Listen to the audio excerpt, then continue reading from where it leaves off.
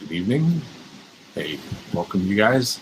I know we had previously mentioned that Polly had an appointment tonight, and so we've got me, and apparently we have wind. I may actually be closing the door right now. It's a lovely, balmy evening, but in a second I'm going to get up and close the door if it keeps doing what it just did. We could have heavy objects flying in the door if I don't take care of that. So we are Tuesday night. It is Tuesday, right? Correct? It's Tuesday night, and we finished our series last week on the journey to freedom, and we're kind of at a pause as we kind of consider where we're going next. And I don't know if this is all of where we're going next, but tonight what I want to talk about is Jesus' empowerment of women and the way that he strategically communicated to women and through women during his time in ministry. And so as soon as we get kind of launched on that, I'll give a lot more context to that. I want to say the first place that I wrote about this really is in the book, Think Differently, Lead Differently. We almost never do this, but since Polly's not here on the couch, I wanted to fill up some of that space. Think Differently, Lead Differently is my book on spiritual leadership and understanding the difference between leadership when we believe in a spiritual realm or spiritual reality versus leadership that's simply based on material reality and the need to get things done. And all the things that I think are different about that. In many, many ways, I don't think that spiritual leadership is simply the same as any other form of leadership. Obviously, there are things that it has in common, but it really has to do with a great deal more about the formation of the soul, the restoration of the heart, the renewing of the mind, transformation of the individual and the group, all those kind of things that are true about the kingdom of God. And so a leader in that realm would obviously have something to do with that. So I want to give some context for tonight's conversation. And specifically, by the way, because I am doing all of this, I'm not sure that, let me look over here and see if I can see chat. Oh, good, there you guys are.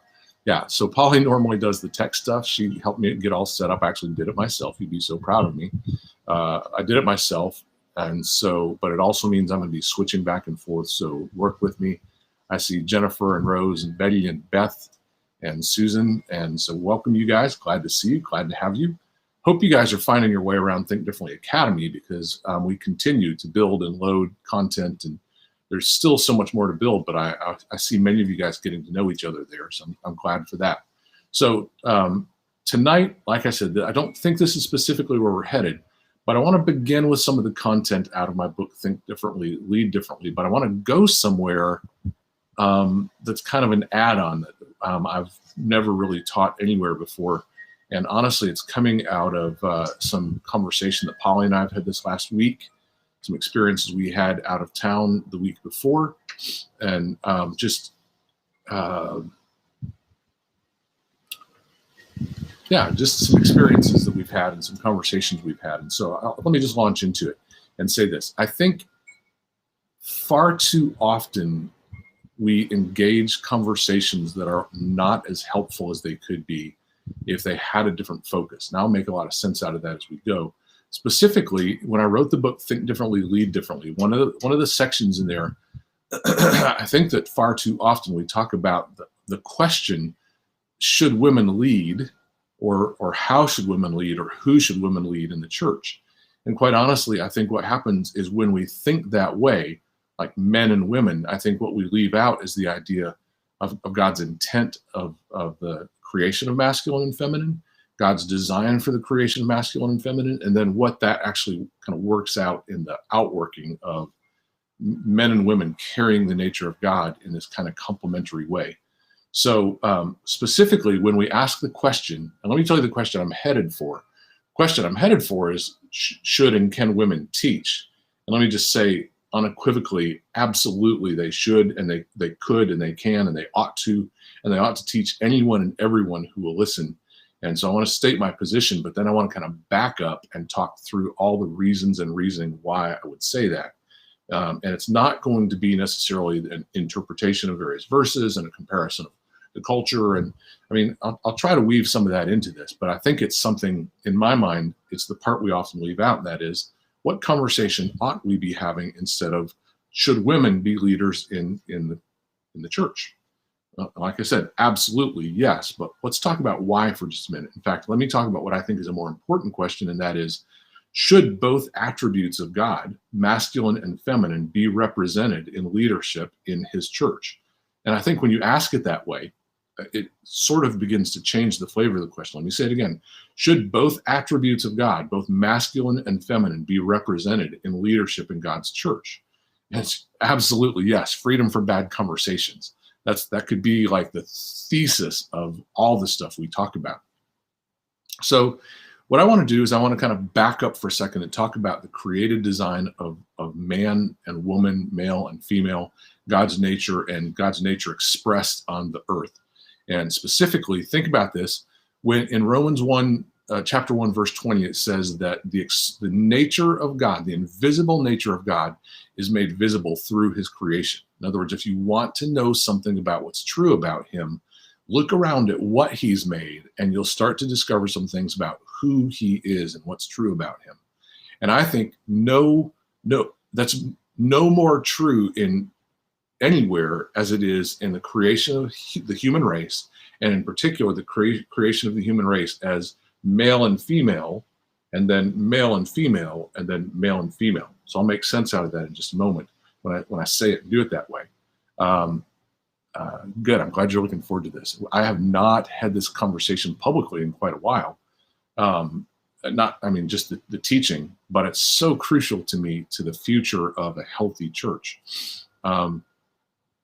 And so the first thing I want to say is that it's important for us to understand that if God created Adam in his image, then inside Adam at the time of creation, inside Adam at the time of his creation, was also Eve, waiting to be separated from Adam so that the one could become two. And what that means is that God has in his nature both masculine and feminine. I think not many people need to be convinced of that these days, but let me just say, many times in Scripture, God refers to himself with a masculine pronoun. There are other times he refers to himself with a feminine name. For instance, the name El Shaddai, which means the large nurturing one, the picture of God feeding his children from a female breast, the large nurturing one, clearly a feminine name and a feminine reference. God names himself both masculine and feminine. Now, notice I'm not saying man and woman. That's a different conversation than the one I want to have tonight, but then it naturally leads the conversation about man and woman, male and female. But I think we have to start with the understanding of God's nature expressed in human beings, expressed in male and female. And so let's talk about the attribute of God's nature first and foremost that we're really kind of chasing, and that's this, that God is a one, become two, become one kind of God. In other words, when God, who is one unto himself, creates man, he speaks his nature into another being, and he doesn't become two gods, but he becomes separated from his nature and God with the call that man would become one with him one day. So the one become two, become one nature of God is expressed in many, many places throughout his creation. And so, hey, Joanne from New Zealand, good to see you. Good to have you. And so you see that one become two, become one attribute of God expressed in his creation, specifically and most clearly in his creation of man, male and female, with the calling that male and female should again become one. So the one Adam became Adam and Eve, and then those two, Adam and Eve, were invited to pursue the oneness that comes when the two become one. And so that one become two, become one nature of God is expressed in multiple places. You see it with the heavens and the earth. In the very beginning, the creation was both spiritual and material. And you see that at the fall, you also see kind of the separation of the spiritual and material. With the pronunciation of the kingdom, you see the two become one again. And so you see that a restoring God starts by taking something that's one, dividing it in two, and moving it towards an invitation to become oneness. And you'll see how that movement from two to one is different than the movement from one to two. From one to two is an act of God. The move from two to one takes a certain amount of collaboration, a certain amount of surrendering of oneself, a certain amount of movement away from the fierce independence of the oneness to become one with the one you've become two from, if that makes sense. So, but I want to talk about specifically then if that idea of one become two become one is part of God's nature, then when he created male and female, it was the perfect picture of the one God becoming two and then calling man to become one with him. He took the one Adam, pulled Eve out of his side, and began to invite the two of them to discover on the journey what it means for two to become one. Now, if you've been in a relationship or are in a relationship where two become one is the call and the created design of that, you understand that it's not as simple as just the verbal agreement that we're one again, but there's a movement towards and a mutual surrender and a mutual submission and a mutual caring of and giving. And Philippians 2, I leave behind. And so all of that, what you see is kind of this nature of the two become one is more of a journey than an instantaneous act. So having said that, let's talk about what are the attributes of God represented in masculine and feminine. Let me make the statement again then that far too often we ask the question, should women lead in the church? And I'm going to say that begins the conversation in the wrong place. What I would say is that we need both the masculine and the feminine attributes of God represented in his church in all levels and in all positions of authority and in all levels of function. So in order to look at that, what I want to do is I want to kind of back up and show you. This is where I get to do the tech part that Polly normally does. So here we go. So what I want to show you is that when we talk about God the Father and those two attributes being in him, what I want you to see is this, that he says he says, I am the Alpha and the Omega, the beginning and the end. And so we see there in Revelation 22, as he makes that declaration, he's telling us something about his own nature, that he's both, listen very carefully, he's not just the beginning and the end, like the capital letter and the period at the end of the sentence. He's not just the start of the sentence and the end of the sentence. Listen to it this way. He's the source and the completion. The beginning and the end isn't just a discrete period where it is and then it isn't and then it is no longer. The beginning and the end is the place where things generate from. In other words, the word Father means source. The word Father means that, like the head of a river, the place from which things generate. So the beginning attribute of God, or that attribute of God where he initiates or brings about life, would be that masculine attribute. And the end, or the omega, again, not the end as in the period at the end of the sentence, but the end as in the completion or the act of bringing to fullness, or the one word that I prefer to use, if we're going to use it with a single word, is the nurture attribute of God. Because nurture is the place where if you've got a seed and soil, the soil is the place that nurtures the seed into life and then into the fullness of life and in the fullness of fruitfulness. So the seed and the soil, the beginning and the end, the initiative and the nurture. All these are attributes of God the Father, who put his nature into Adam and Eve and then gave Adam the attribute of author, Eve the attribute of finisher. Far too often when we talk about biblical manhood and biblical womanhood, we talk about roles instead of characteristics. And one of the things you're going to discover is when we start talking about it, not just in terms of man and woman, and not just in terms of roles, but we talk about it in terms of characteristic nature, masculine, feminine, initiative and nurture, beginning and end. When we talk about it that way, you begin to see that it's possible for me as a man to also carry some of the nature of feminine, and for Polly, though she's not here with me tonight, for Polly to carry some of the attribute of man. It's not a confusion of roles. It's the fact that if you look at Jesus contained both the initiative attribute of God.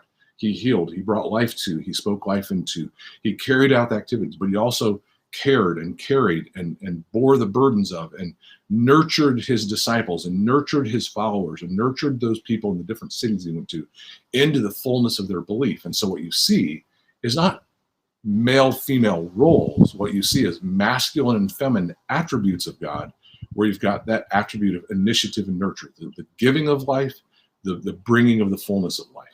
Again, if you think seed and soil, also think seed and womb, where the seed of a man embeds in the lining of a woman's womb, and in the womb, that seed is brought into the fullness of infancy and then into birth. And so what you see is you got masculine and feminine represented in God's nature, in Adam and Eve's nature, or in Adam's nature, and then separated when Adam and Eve pull the masculine attribute of initiative, the feminine attribute of nurture, or as Leanne Payne says, receiving. And you see that then in that way, Jesus, we can also think of it in these terms. We look to Jesus, who's the author and the finisher of our faith. Jesus himself contains both. He's the one who wrote it, and he's the one who completes it. He's the one who gets it started, and he's the one who brings it into fullness and maturity. That attribute of God is the thing that we're chasing and the thing we're after. I'm going to jump back over to the chat section for a minute, see if I'm missing anything. Looks like you guys are not chatting yet, or else it just takes a minute to catch up to that. So here's the thing then. What that means is that what needs to be represented in the church isn't just men and women, but rather God's masculine attributes and God's feminine attributes in all the ways that they need to be played out.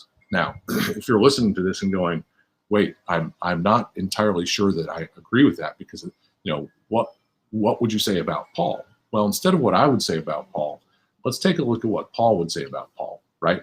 So Paul, who goes to the Thessalonian church, and he spends his time there, and he says in chapter 2, I was there among you sowing the seeds of the gospel. But then he finishes up saying this, let me find it. He's saying, but we were also among you like a nursing mother caring for her children, in 1 Thessalonians 2. So even Paul says we as men who were sowing the seeds of the gospel also needed to be those who nurtured the seeds of the gospel. He had no trouble with, as a male, representing both the masculine attribute of God and the feminine attribute of God. So here's the greater dilemma to me. We start asking the question, should women lead in the church, or should men be the only leaders? And all those kind of questions we get tied up around. And what ends up happening is we don't just leave out women, we leave out nurture. We don't just banish we don't just banish females from leading, we banish the role of females or the attribute of a woman from leadership. And what you end up with is a lot of things that take initiative. Things can get started, but very few things are completed. Or another way to say that, we might say it this way: if what we have is a lot of masculine in the leadership and not much feminine, what we have is a lot of people who may start their life in Christ, but don't really grow to the fullness of the maturity of their faith because there's no nurture. Paul said to us, again in Thessalonians, when he was there and planted the seeds of the gospel, he very specifically says, we didn't just plant the seeds, we also nurtured the seeds among you like a nursing mother. Now, what I'm after then is understanding that the role that woman plays isn't simply to care for children, but to take the human race, the human soul, the human mind, the human heart, and provide a place of nurture where the heart, mind, and soul grow to its fullness and grow to maturity. And here's the thing, there's a false version of both the masculine and a false version of the feminine. The false version of the masculine would be dominance and control. The false version of the feminine would be manipulation and control through emotions.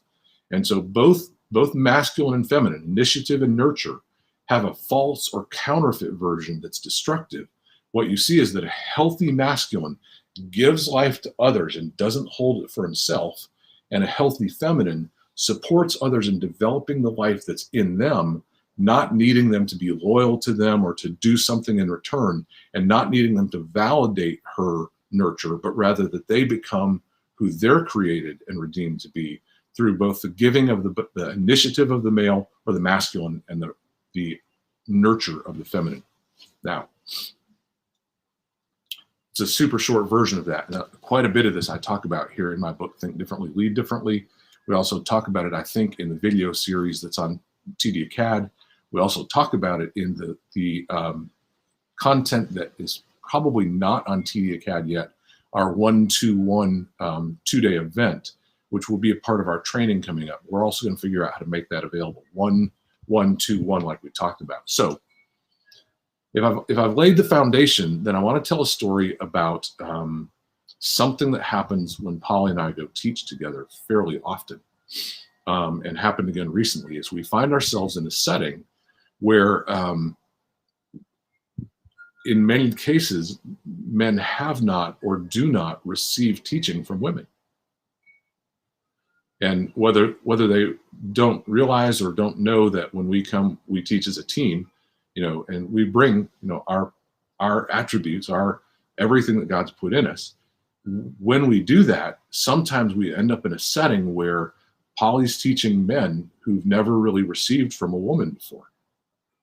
And let me just tell you what a potent equation that is for men receiving something that they often do not receive from a man, from a male teacher, from a male leader, and that is nurture.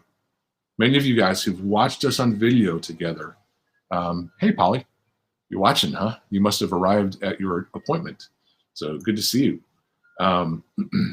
So when Polly teaches, one of the things you'll notice is when we teach together, a lot of times I'll kind of be rolling through teaching and she'll go, hold on just a minute. That's a lot for you guys to take in. And why don't we slow down for a second? And one of the things you see in those moments between us is that, well, I may be kind of rolling and getting things started and trying to put things out there. She wants to make sure that they take root. She wants to make sure that the seeds of whatever we're talking about really get rooted and get watered and get sunlight so that they don't just start and then die off quickly, but they reach deep down into your heart and they have the chance to grow. For the two of us, that's a really helpful picture. Hang on, Ian. I'll answer your question in a couple minutes. So that's a really helpful picture of how the masculine and feminine can and should work together, where the initiative and the nurture, or the giving of life and the fulfilling of life, the author and the finisher attributes, really play themselves out when a male and a female work together in that sense. Now, listen, here's what I said a couple minutes ago. It's also true that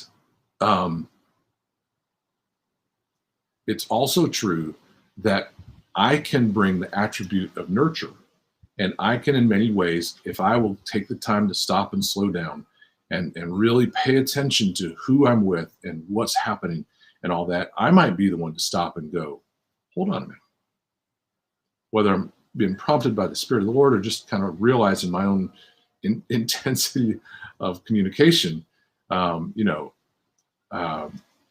if that's what's happening, then I can stop, slow down, and I can also display the attribute of the feminine. Not saying that I am feminine in nature, but I can apply the attribute of nurture in the same way that if you've ever heard Polly teach, she also can give life in her teaching. So it's not as if I only carry one and she only carries one, but that we can grow into the fullness of the person of Jesus. Again, Jesus carried the full nature of God in him, and so he had both the masculine and the feminine. Ian, let me just address quickly, because I see you asking the question. So Ian, you're asking the question about when Paul talks in Timothy about, I don't permit a woman to teach or exercise authority over a man, rather she's to remain quiet.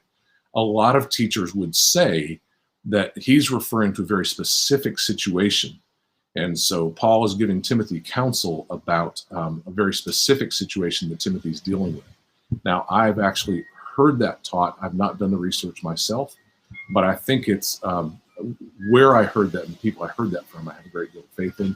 One of the things I would say, Ian and others, is a lot of times we read those verses with kind of a cultural mind. In other words, we have an expectation of what it already means. And if we don't take the time to really look at what was taking place, for instance, in Timothy, and the experience of Timothy and the culture where Timothy was teaching, and we don't take a look at the original language, we can often misinterpret some of those things. So when Paul says that to Timothy, my best understanding of that, without digging into it right now, is that he was counseling Timothy about a specific situation, about a specific group of women in a specific church that he was referring to. So having said that, let me kind of roll with where we are. So again, recently we found ourselves in a place where Polly and I were teaching, and we found that there were many men in the room who'd not really received teaching from a woman. And yet, again, obviously they permitted that. Nobody stopped, nobody forbade that. The leadership were in favor of it. It was just new to many people. And it's fascinating to me. My experience in that context was I stood up and I felt like there was a great deal of openness. And, as a speaker, you can sometimes sense when a room is open. Well, Polly got up to speak after my session, and her session, if I remember right, was on the brain. I think she did our teaching on 4 levels of the brain. And she said, she came back and she's like, wow, I felt like I was working really hard. And so, I said, that's funny, because it felt wide open to me. Like, it really felt like the room was open. I didn't feel like I was having to push to get people to receive. And she's like, man, I sure didn't feel that. And she started wondering, is it something about me? When one of the leaders came in and shared with us that there were a number of men in the room who had not received from a woman. I was like, oh, okay. So I'm not going to feel resistance because I'm not the one they're resisting.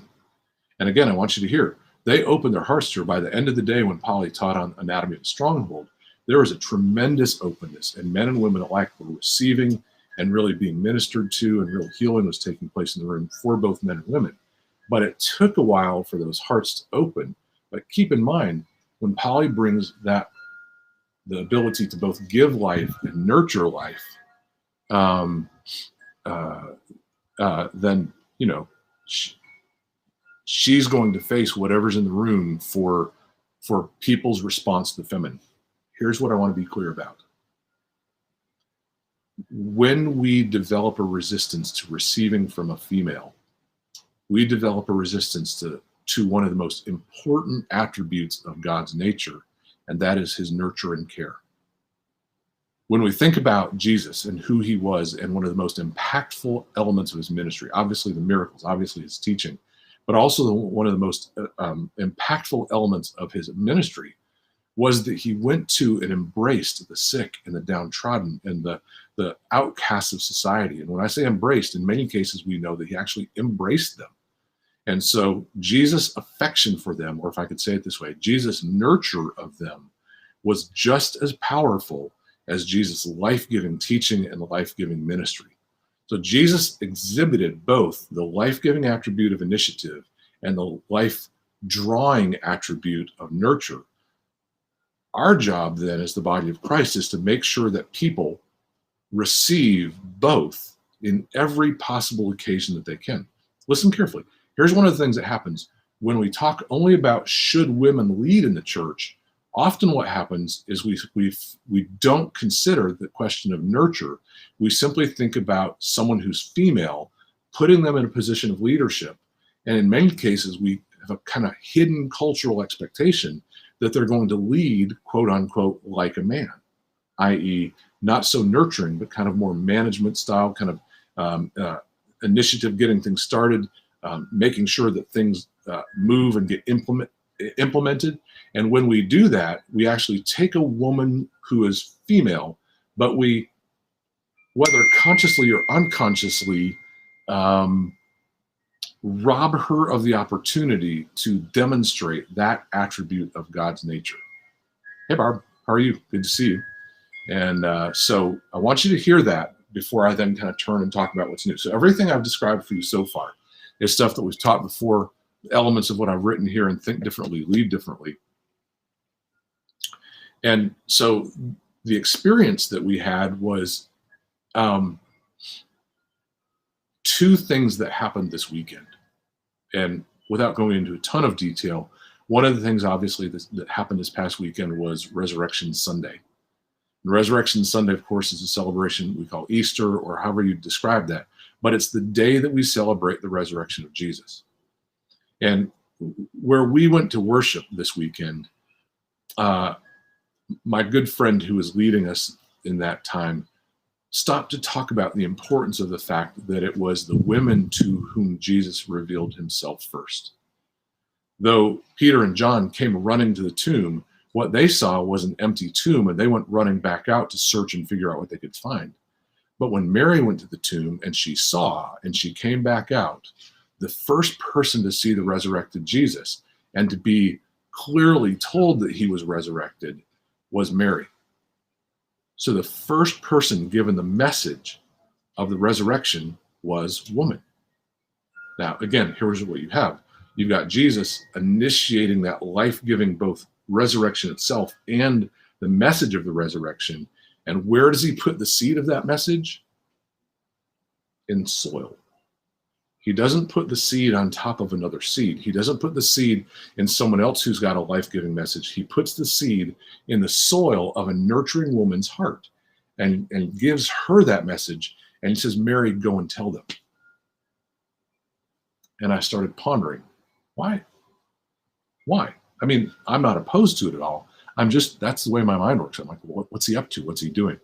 And then, regardless of kind of how you've done it, we've been watching the series The Chosen, and Easter Sunday night, or Resurrection Sunday night, was the premiere of the first episode of the second season of The Chosen. And if you didn't see it, in there is the continued story of the Samaritan woman at the well. Whereas this episode takes place there in Sychar, in Samaria, where he's dealing with the Samaritan population. But the kind of ongoing thing is that the first person that he openly said, I am the Messiah. Remember the conversation? He's talking to the woman at the well. And she says, the prophets say that the Messiah will come, and when he does, blah, blah, blah. And he says, him that you speak of, I am he. It's the first overt statement that Jesus is the Messiah. And who does he deliver that seed to? A woman. Now, again, I understand that it's a dramatization, but I think it's not without the right spirit, because she says in the show, written in the script, not scriptural, but in the script, she says, I'm going to go tell everyone. Now, again, we see in the scripture that she does go tell everyone, but in the script, she looks at Jesus and says, I'm going to go tell everyone. And he says, I'm counting on it. Now, I know that's not inspired. Well, depending on how you define inspired. It's not scripture, but it is somehow he chose that woman to tell that message to. And once again, he didn't put seed on top of a seed. He put seed in soil. The message of his messianic ministry was first and foremost given to a woman. Listen, I started thinking mentally, and I honestly haven't pursued it as much as I need to. I wonder how many other firsts, both Old and New Testament, but specifically, I wonder how many other firsts were things that Jesus gave to the woman before he gave it to men. And I started thinking to myself, the obvious piece of this, the obvious element to this is the seed of the word is planted in soil. The initiative, the life-giving word of Jesus was given into the life-fulfilling heart of a woman who would carry it to its fullness, or would carry it to nurture. And so to me, that's why we started talking about initiative and nurture. I wanted you to have that picture as kind of the undergirding truth in why Jesus would consider giving to a woman that incredibly important message, both of his resurrection, and then back up into John 5, the message of his messiahship, and on. I think we'll find more places. Hey, Ian, I understand you're asking some questions tonight, but you're missing the teaching if you keep asking those questions. So I appreciate it. I'll answer that again at the end, but I hope you're really listening to what I'm saying and not just wondering if those verses are accurate. So I'll come back around to that 1 Corinthians 14 in just a little bit. And so part of what we're after here is this idea that if Jesus gave this important message, if Jesus gave this crucial message to woman, again, the obvious part is he's giving the seed to soil. He's giving the seed to one who will carry it and birth it into its fullness and carry it to its maturity. Then I started thinking, practically speaking. And again, understand I'm watching a TV show. I understand it is not the inspired scriptures, but I want to go back to the character of Peter in The Chosen, which is also obviously modeled after the character of Peter in the Gospels. And so what we're after here is this idea that Jesus could have given this message to anybody. Jesus had male followers and he had female followers. And the male followers in many cases are kind of chomping at the bit going, hey, are you the one? And, are you the Messiah? And are you the one that we've been hearing of? And they're constantly asking. And Jesus continues to speak in mysteries and riddles and kind of speak around their question. It's not until he stands in front of the woman at the well that he answers the question and says, I am he. And so I'm thinking about it practically for a couple minutes. Practically speaking, here's what I think happens. If we play out the character of Peter both in the Gospels and in the TV series, if you haven't seen it, it's well worth watching. It's incredibly well worth watching. Peter has taken on the role of kind of the protector of the crowd, even the protector of Jesus, even though Jesus continues to demonstrate that he doesn't need protection. Peter's taken on this role of, I'm going to be the one who organizes things. I'm going to be the one who orders things. And then you've got James and John who are also kind of fighting over, hey, do we get to make some choices here? And do we get to lead some? And the disciples, the male disciples in this case, are continually kind of saying, should we do this? Should we do that? We're going to go here. Be careful of this. Don't do that because it's dangerous. And they're playing the role that they believe they've been assigned to play. But what you see is that Peter is more playing the role of the proclaimer of, hey, Jesus of Nazareth is here. You guys need to step back, sit, give him some room, listen to him teach. And so if Jesus first gave the message of the resurrection, first gave the message of his messianic role to the men of his tribe, they're likely to do this. They're likely to go out and say, hey, you guys need to know that this man is who he says he is. That you guys need to know. And they would go out and start proclaiming the words of Jesus. They'd go out and start proclaiming. Now, listen, that doesn't sound like a bad thing at first, and it's not altogether a bad thing. But I want you to hear the compare and contrast in just a second. They would go out and insist, this is the man, this is the Messiah, the one you need to listen to. And here's his message. But what do the women say? How do they carry the message, Jesus is the Messiah? What is it the woman at the well says? She says, he told me everything I've ever done, and I'll never be the same. You hear the difference. One of them is saying, here's the information about who he says he is. The other one is saying, I'm now carrying this message, and this message is changing me. Here it is for you too. Again, I can't prove this demonstrably from scripture, though I probably could if I dig enough. But what I'm after is this idea that those whose job is to take initiative and those whose job is to implement and get things started, what they're trying to start as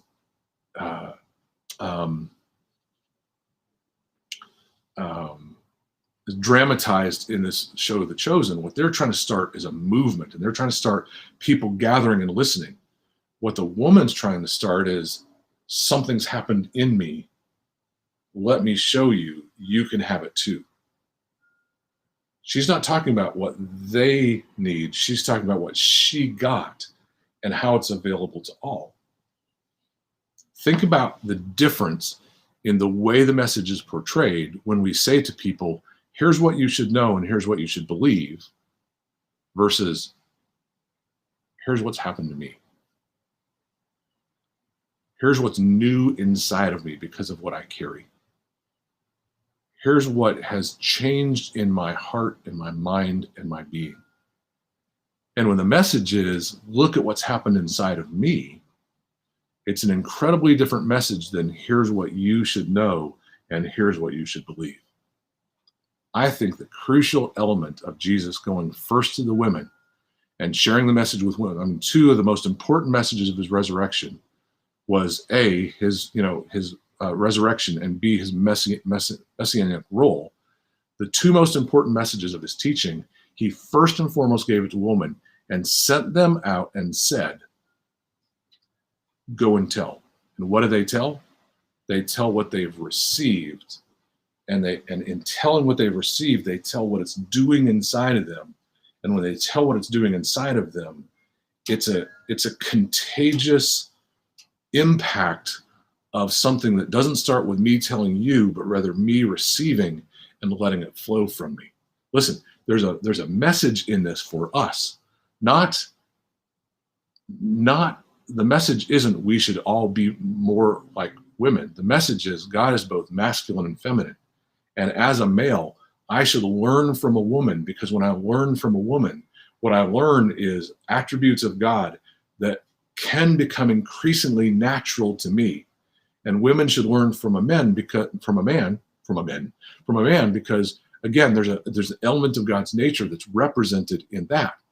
So, but for today's point, and then I'll come back and try to answer Ian's question. You know, Ian, you asked again about, was it 1 Corinthians that you asked about?